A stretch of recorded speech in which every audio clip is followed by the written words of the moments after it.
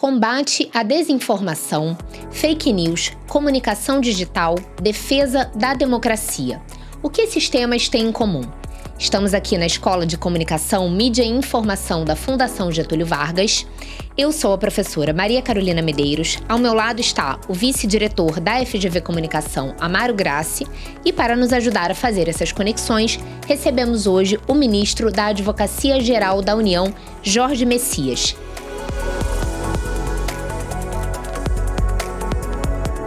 Bem-vindo, ministro. Muito obrigada por aceitar o nosso convite. Muito obrigado. Estou muito animado em participar desse momento e estou também interessadíssimo aqui em discutir com vocês um tema que é muito importante para a sociedade, que é combate à desinformação e a defesa da nossa democracia. E uma coisa está indissociável da outra, né? A gente vai falar um pouquinho disso hoje aqui. Bem-vindo, Amaro. Obrigado. É um prazer estar aqui, Carol, ministro. Mais uma vez, obrigado pela sua presença. Bom, ministro, o senhor é advogado, procurador da Fazenda Nacional, foi subchefe para assuntos jurídicos da Casa Civil, secretário de Regulação da Educação Superior no Ministério da Educação, consultor jurídico nos Ministérios de Educação, da Ciência e Tecnologia. Deve ter mais um monte de coisas que a gente não está falando aqui, não tenho a menor dúvida, né? Enfim, tem uma longa e especialmente respeitada trajetória no serviço público até chegar ao seu momento atual de ministro na AGU. Conta para quem está nos assistindo, nos ouvindo, quem é um pouco de Jorge Messias? O Jorge Messias é um pernambucano educado no Piauí, que teve a oportunidade há 20 anos de trabalhar em Brasília e tem a vida inteira dedicada aí, a vida adulta, ao serviço público federal, ao Estado brasileiro. E é alguém que sonha e acredita que o nosso país ele está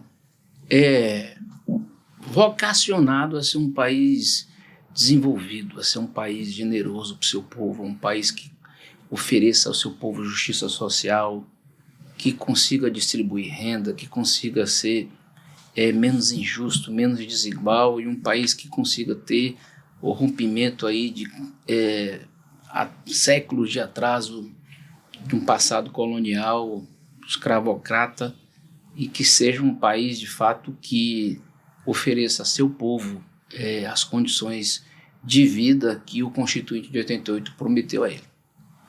Esse é o procurador da Fazenda Nacional que está há 20 anos dedicando sua vida à Advocacia Geral da União. Maravilha. Ministro, e a AGU ela tem sido protagonista, né, nesse debate sobre democracia e na defesa da democracia propriamente dita. No começo de 2023, vocês criaram a Procuradoria Nacional da União de Defesa da Democracia, né, para representar a União nas causas que envolvam a preservação das instituições democráticas. Um dos objetivos, um do cerne, né, dessa procuradoria é o combate à desinformação em relação às políticas públicas, certo?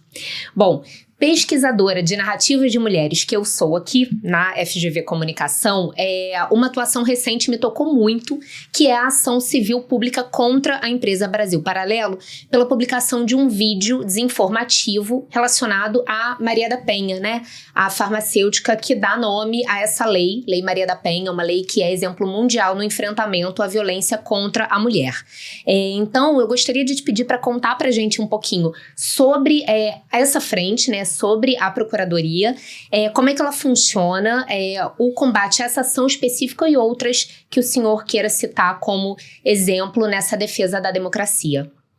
A Procuradoria Nacional da Defesa da Democracia ela foi criada no dia 1º de janeiro de 2023, logo quando o presidente Lula toma posse no seu 3º mandato. Eu assumo como advogado-geral da União e ela decorre de uma avaliação que nós já tínhamos no período de transição governamental. Eu coordenei a parte jurídica da transição governamental, a convite do presidente eleito, e nós já tínhamos um diagnóstico em decorrência do próprio processo eleitoral de que a grande fronteira nessa quadra histórica que nós iríamos enfrentar era exatamente o combate à desinformação.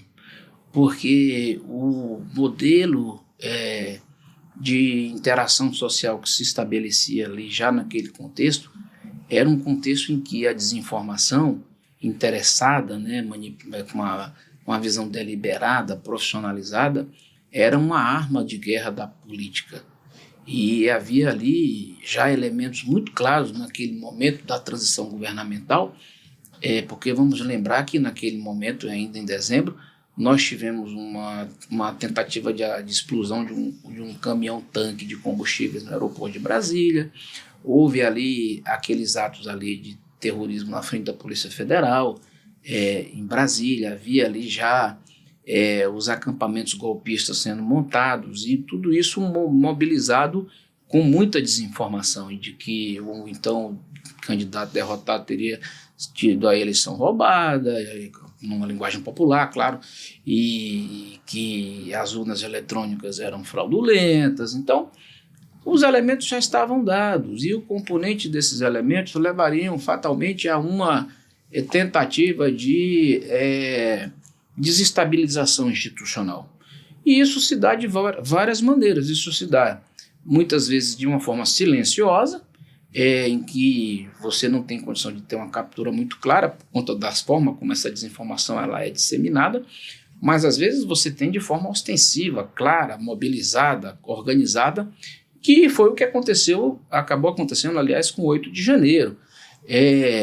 Então nós pensamos dentro de uma perspectiva do Estado, sendo a Advocacia Geral da União uma instituição democrática, e tendo a Constituição atribuído às instituições democráticas o papel e o dever de defender a democracia, todas elas, assumida essa posição. Então, na medida em que nós teríamos condições institucionais de fazer esse debate, nós nos preparamos organizacionalmente.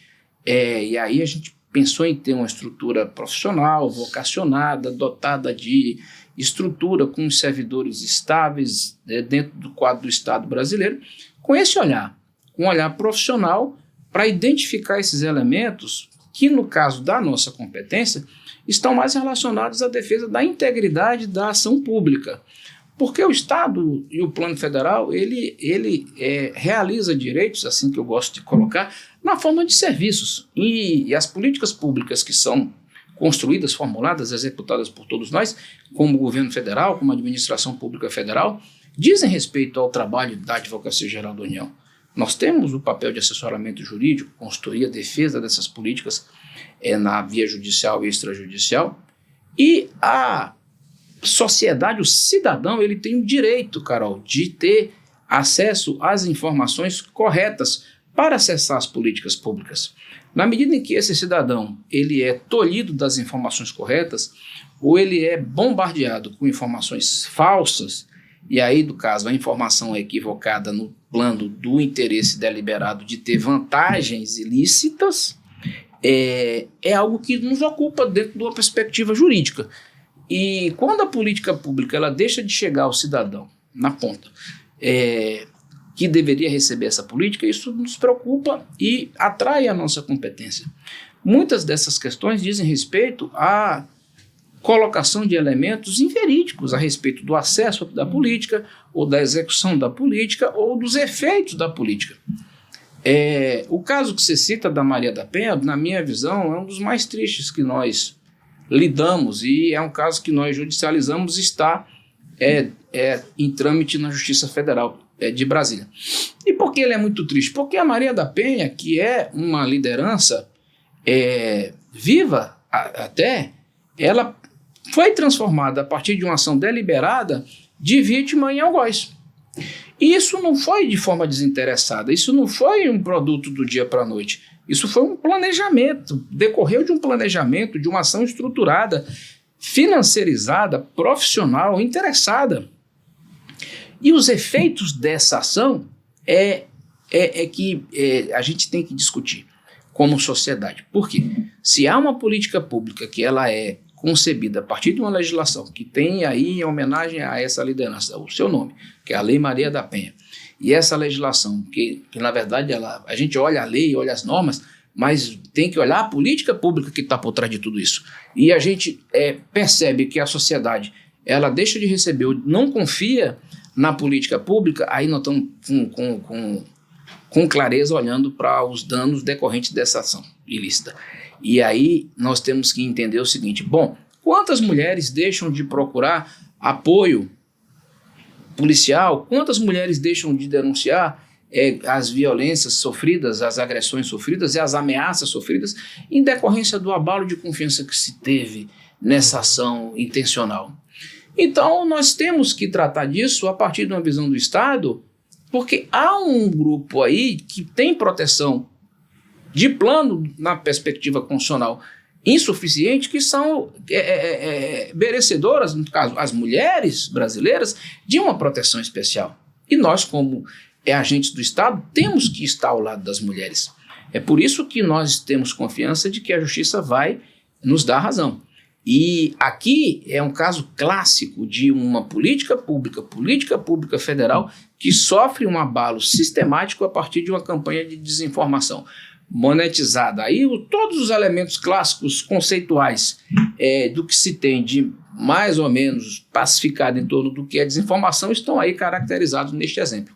Um outro exemplo que me choca profundamente é o fato de um médico com mais de 3 milhões de views numa rede social famosa ter a pachorra de defender que as mulheres deixem de realizar a mamografia porque supostamente, na visão dele, daria câncer de mama.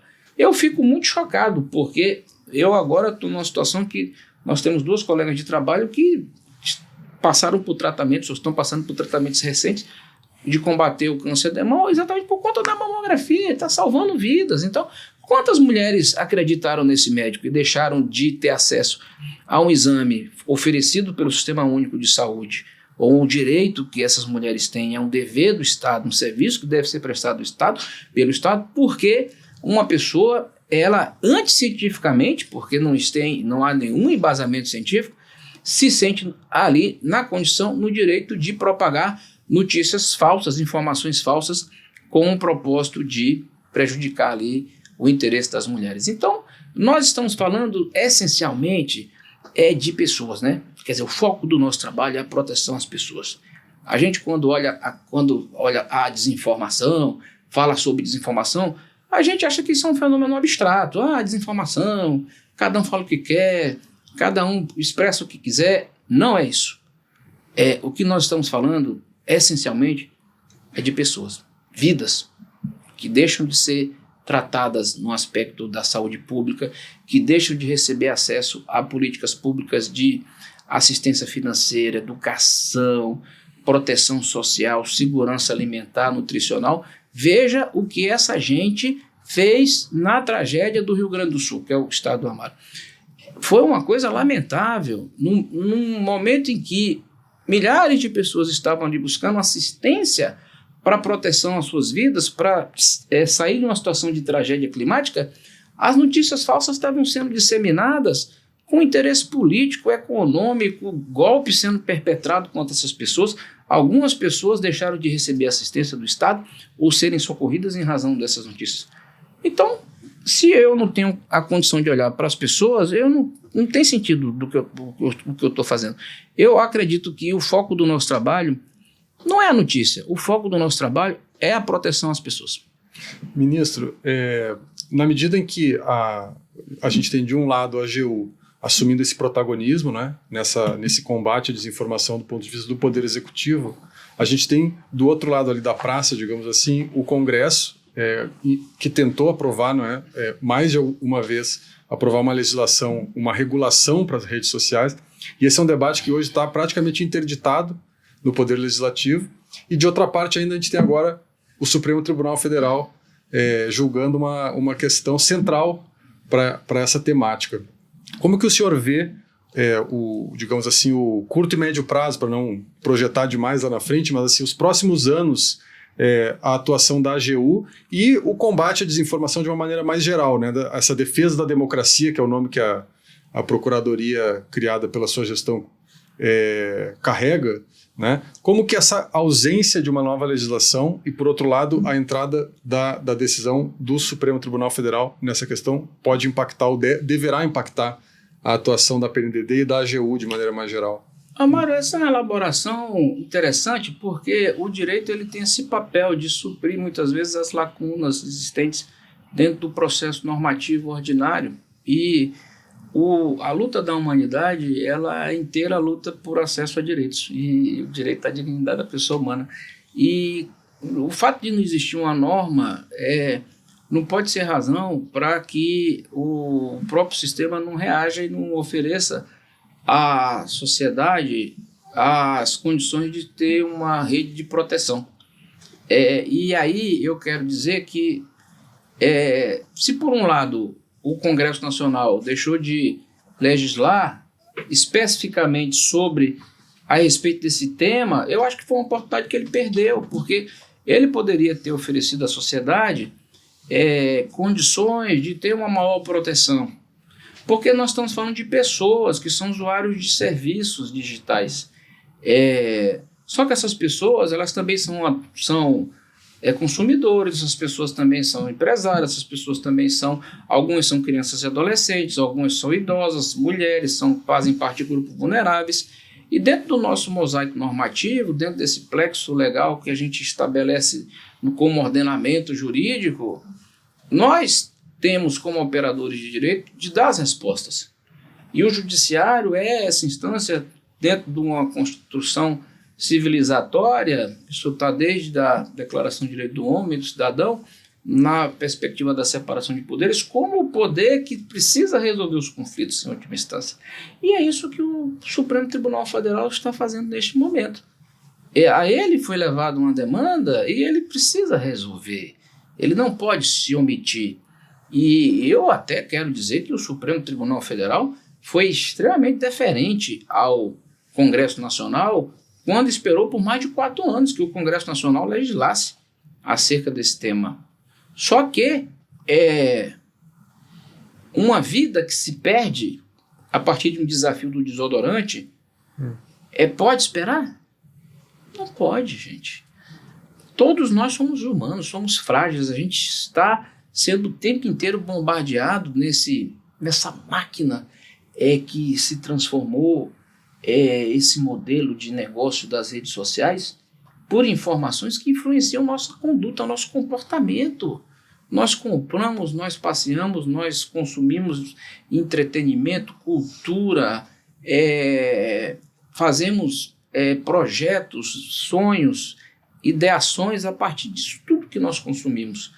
E sabendo que, como nós sabemos, eu acredito porque eu tenho me dedicado a isso, vocês que são pesquisadores, vocês têm consciência que nós estamos diante de um modelo altamente interessado em engajamento, porque, me diga uma coisa, existe relevância de tecnologia, de plataforma, de mensageria, de painel de dados, se não existissem as pessoas? A rede social vale pelos usuários. Não é pelo robô, não é pelo algoritmo. O maior ativo de uma rede social somos nós. E o que nós produzimos. Então, na verdade, o cidadão, ele é o que mais vale nesse processo e o que menos valor ele tem para as redes sociais. E isso é profundamente injusto dentro dessa relação. É uma relação essencialmente desequilibrada. E também por isso eu acredito que nós estamos falando de partida de pessoas também que têm uma proteção insuficiente. E o Estado ele não pode ficar omisso diante de uma situação de profunda injustiça estrutural. Eu não tenho nenhum problema, e quero dizer aqui, com nenhuma rede social, ou com nenhuma tecnologia usada por rede social.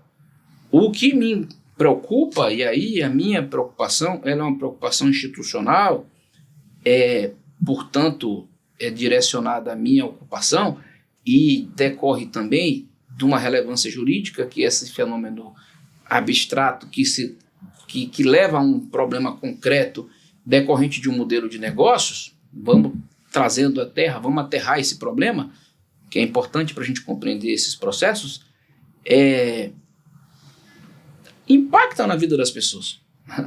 Então, nós não podemos ficar alheios a tudo isso. Então, eu estou diante de um quadro que eu acredito que a sociedade brasileira, e as pesquisas revelam isso, todas as pesquisas nos últimos meses são no sentido de que a sociedade brasileira apoia a regulação das redes sociais. Deseja, inclusive. Deseja. Por que nós não estamos discutindo algo que a sociedade quer? Então é bom. Agora, também nós temos preocupações e defendemos a liberdade de expressão, o acesso ao judiciário. Tudo isso está na mesa. E seria bom que a política, que eu digo, o local mais nobre de solução de conflitos que o ser humano criou para resolver é a política, digamos assim, a grande política. A política deveria ter dado conta desse problema. Não deu. Bom, o judiciário, de forma técnica, jurídica, vai oferecer as respostas à sociedade. Se a política resolver tratar deste assunto, que venha em boa hora. Perfeito. É muito interessante porque acho que a população média talvez não tenha tanto conhecimento do que faz a AGU, né? E aí o senhor mesmo falou de que desinformação muitas vezes fica como um assunto um pouco etéreo, né? As pessoas acham que é uma coisa, ninguém sabe direito e tudo mais. Então, você reiteradamente disse aqui sobre proteção de pessoas, né? Esse link entre a desinformação, o combate à desinformação e a defesa da democracia é muito caro, né? A AGU, porque no final tem a ver com os direitos das pessoas, porque não basta ter, por exemplo, a Lei Maria da Penha, né? Significa agora também combater a desinformação para que as pessoas não deixem de acessar a lei ou não deixem de acessar o direito de fazer a mamografia por conta de desinformação. Então, acho que fica muito clara, né, a importância, a relevância da PNDD e da atuação da AGU. Bom, nesse sentido, né, o senhor veio ao Rio por conta do Global Fact, né, um evento de checagem de fatos e combate à desinformação, que está um evento internacional, que dessa vez está sendo sediado aqui pela FGV Comunicação. E o senhor disse, né, na sua fala mais cedo pela manhã, que coloca o combate à desinformação em linha com a defesa da democracia, né? Nesse sentido, eu recupero aqui um pouco da sua trajetória. O senhor tem mestrado, tem doutorado, então certamente é uma pessoa muito qualificada para pensar a importância da educação em relação a esses temas caros para a AGU e caros para a sociedade. E esse é o cerne de um MBA que a FGV Comunicação tem em parceria com a AGU, né? O MBA em Defesa da Democracia e Comunicação Digital. Então eu queria perguntar para vocês dois, qual é a centralidade da comunicação digital na defesa da democracia e de que forma essa especialização também contribui para a atuação dos servidores e a proteção dos direitos dos cidadãos? O Estado, independente do processo regulatório, ele atua sempre como um grande árbitro desses interesses da sociedade. E para fazer isso de forma profissional, nós temos de investir na ciência. E eu, até por conta da minha trajetória, eu tenho me dedicado a construir esse debate dentro do método científico e valorizando o processo educacional, formativo das pessoas, porque nós estamos hoje diante de digamos assim, um desafio, né, histórico que demanda um grau de capacitação muito sofisticado. Nós estamos falando de dotar as pessoas de competências e habilidades para entender melhor esses processos que, historicamente, nós não tínhamos isso, até recentemente. Mas não só. Temos muito mais interesse em dotar em competências e habilidades para ter condições, inclusive, de continuar a acompanhar. Porque a tecnologia ela é muito rápida, ela é muito dinâmica, escala muito rápido, muda muito rápido e nós temos que entender o elemento estruturante disso tudo para poder oferecer à sociedade, que é o destinatário das nossas ações, um melhor trabalho, um melhor serviço que nós prestamos. Eu como servidor público, eu digo, olha, tudo que sou, devo ao serviço público. E acho que a sociedade ela merece o melhor de nós.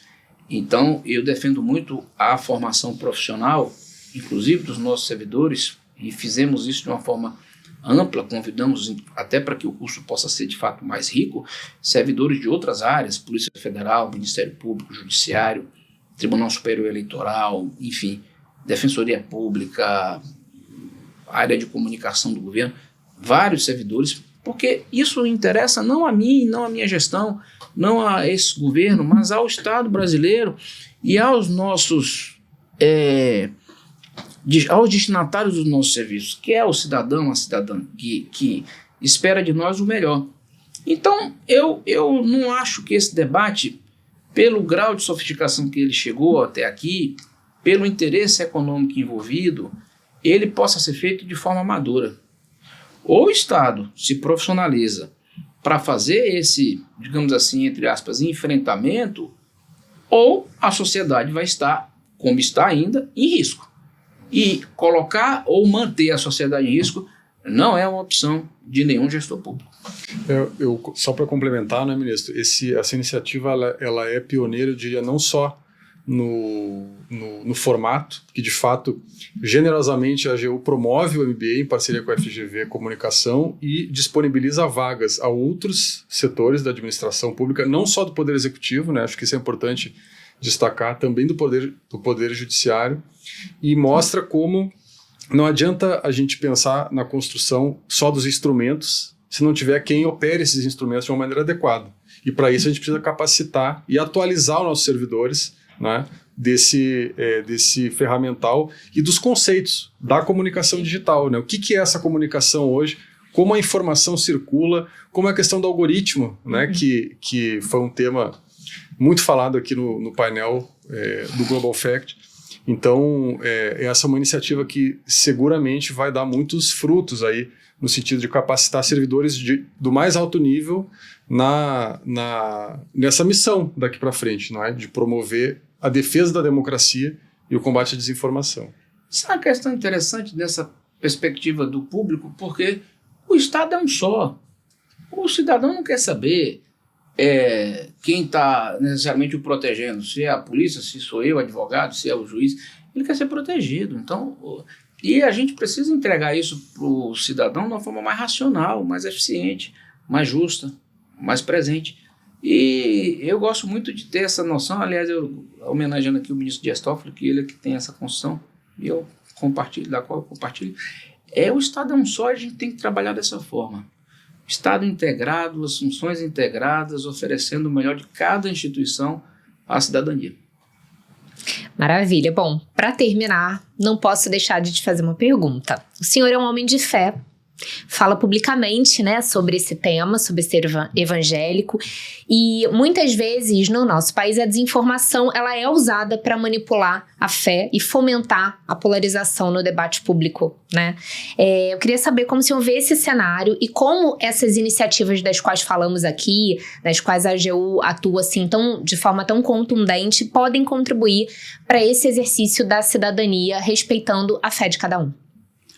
É uma questão muito forte essa que se coloca, porque nós vivemos num Estado democrático de direito e a democracia, como um princípio continente, garante algumas questões decorrentes do processo democrático que são muito caras para todos nós, principalmente para a minha geração, que foi uma geração que viveu a transição entre o regime ditatorial e o processo de redemocratização com a Constituinte de 88. É a liberdade religiosa. Eu cresci num momento em que eu ainda percebia algum grau de discriminação pelo exercício da minha fé. Eu sou evangélico há muito tempo, desde criança, pais evangélicos. E talvez as pessoas que são evangélicos mais modernas não tenham hoje uma visão de que eu tinha, uma experiência pessoal que eu tive lá atrás. Eu era minoria. E em que medida nós não estamos repetindo o que nós passamos, o que nós sofremos? Então, eu sempre me preocupo com essas questões, porque o respeito, a tolerância às pessoas, à diversidade, a forma de pensar, as questões estruturais de cada um, isso é um mínimo civilizatório. Nós não temos como abrir mão disso. Eu professo a minha fé, talvez até em razão da minha fé, e acredito que sim, pela estrutura da minha fé, os meus valores,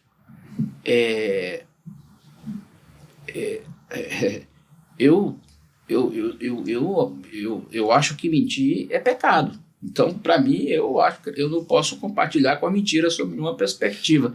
Então, eu não acho normal alguém defender a mentira como método para nada. E também acho que a mentira tem importância jurídica, tanto é que tem vários ilícitos penais que são censurados, e a mentira é a base disso tudo, como estelionato, falsidade documental, crimes contra a honra, injúria, difamação, calúnia. E não é normal. As pessoas, elas se planejam, as pessoas, elas conduzem sua vida a partir de elementos que elas acreditam que são verdadeiros. Então, uma sociedade saudável deve primar pela verdade. Eu não saio da minha casa pensando em mentir para ninguém. E nem ensino meus filhos a mentirem.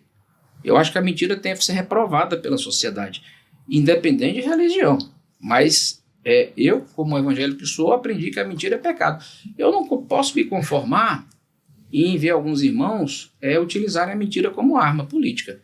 E eu peço a Deus que tenha misericórdia dessas pessoas, porque é o que eu posso pedir, como evangélico que eu sou.